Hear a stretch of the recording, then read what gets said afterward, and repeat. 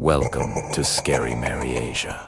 The third labor, the Cyrenian, hind a golden deer of Artemis. Not all battles are fought with blood and steel. Some are fought within the heart, between pride and reverence. After slaying the Hydra, Hercules thought no challenge could compare. But King Eurystheus, still trembling behind his bronze jar, spoke again. "Bring me the Cyrenian hind, the golden deer sacred to Artemis, swift as the wind and untouchable by mortal hand." It was not a command of war, it was a test of patience, and of piety. For to harm the hind was to invite the wrath of the goddess of the hunt herself. The hind was said to dwell in the forests of Cyrenia, a creature of impossible beauty. Its coat shimmered like sunlight on gold, its antlers gleamed with silver light, and when it ran, it moved faster than an arrow in flight. No mortal had ever seen it twice. But Hercules was no ordinary mortal.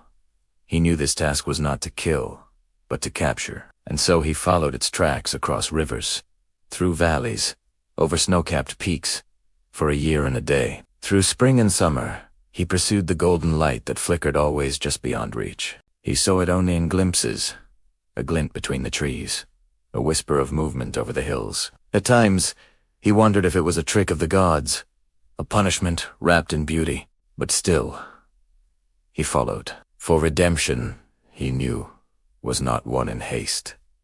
Then, one morning, deep in the chill of dawn, he saw it. The hind stood by a stream, drinking from the clear water. Its eyes glowed like starlight.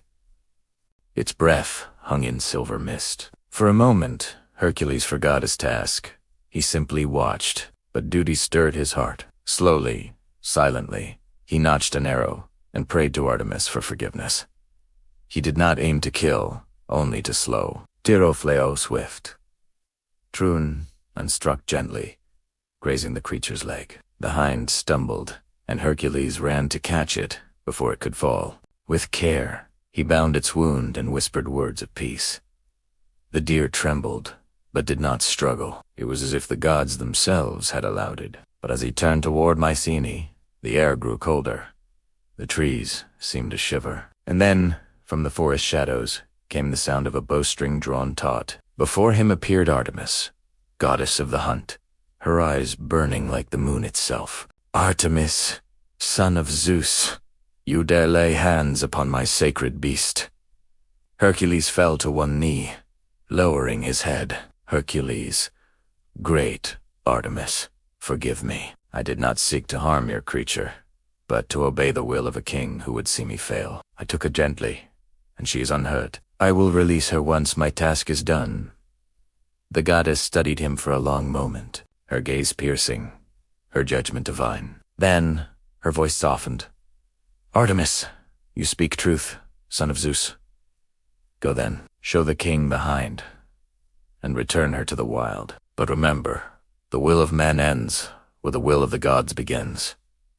And with that, she vanished into mist. Hercules carried the hind gently to Eurystheus' gates. When the king saw the golden deer, he gasped in wonder. But before he could command that it be caged, Hercules lifted his hand, unbound the ropes, and the creature leapt free, vanishing into the forest once more. The task was complete, but no victory song followed. For Hercules knew this labor was not a conquest.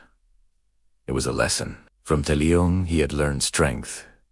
From the Hydra, cunning. But from the hind, he learned restraint. Even a god's son must bow to the sacred.